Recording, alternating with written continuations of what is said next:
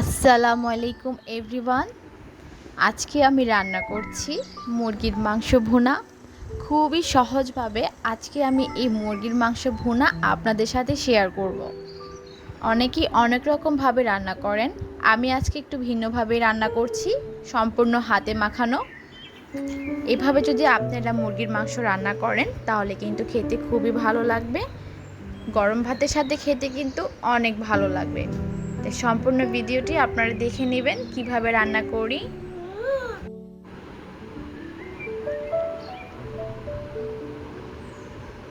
এখানে আমি নিয়ে নিচ্ছি একটি মুরগি, ভালো করে কেটে পরিষ্কার করে ধুয়ে নিয়েছি। আর তার আগে আমি এই মুরগির চামড়াটাকে ভালো করে আগুন দিয়ে পুড়িয়ে নিয়েছি। আপনারা চাইলে মুরগির চামড়াটা ফেলে দিতে পারেন। আর এখানে আমি ছোট ছোট করে কেটে নিয়েছি, তাহলে মশলা মুরগির সাথে ভালোভাবে মিশে যাবে। দিয়ে দিচ্ছি গরম মশলা। এখানে আমি নিয়ে নিচ্ছি 1 চা চামচ হলুদের গুঁড়ো, দিয়ে দিচ্ছি 1 টেবিল চামচের মতো মরিচের গুঁড়ো। আপনারা যেরকম ঝাল খান সেই অনুযায়ী ঝাল ব্যবহার করতে পারেন। দিয়ে দিচ্ছি স্বাদ মতো লবণ।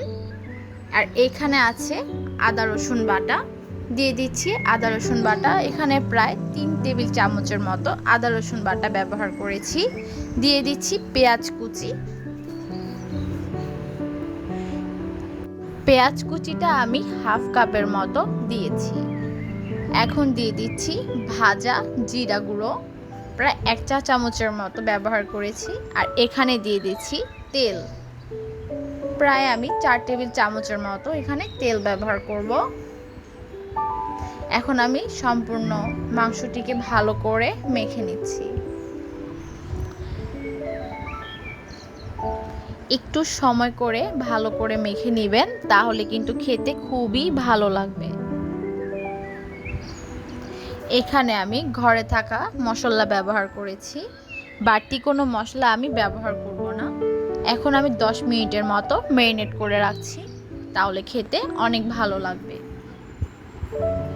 এখন আমি চুলায় বসিয়ে দিলাম, অপেক্ষা করব 10 মিনিটের মতো। আর এখান থেকেই অনেকটা পানি বেরিয়ে যাবে, এক্সট্রা কোনো পানি ব্যবহার করব না। ঢেকে দিলাম, প্রায় 10 মিনিট পরে ফিরে আসছি। দেখতেই পাচ্ছেন কত সুন্দর পানি বেরিয়ে এসেছে। এই পানি দিয়ে আমি মাংসটাকে কষিয়ে নেব। হাতে মাখানো মাংস যদি ভালো মতো কষিয়ে নেন তাহলে কিন্তু খেতে ভালো লাগে।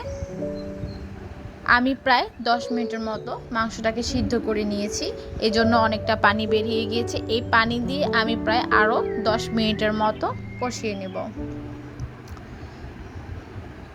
কষাতে কষাতে যখন বুঝবেন আপনার মাংসের থেকে তেল বেরিয়ে আসছে, তখনই বুঝতে পারবেন আপনার কষানো হয়ে গিয়েছে। এক্ষেত্রে আমার চুলার আঁচ মাঝারি আঁচে আছে, আমি মাঝারি আঁচে রেখেই মাংসটাকে কষিয়ে নিচ্ছি। আর এখন একটু ভালো করে নেড়ে নিচ্ছি, না হলে মশলা পুড়ে যেতে পারে। ব্যাস আমার কষানো হয়ে গিয়েছে। আমি চুলার আঁচ মাঝারিতে রেখে মাংসটাকে সিদ্ধ করেছি।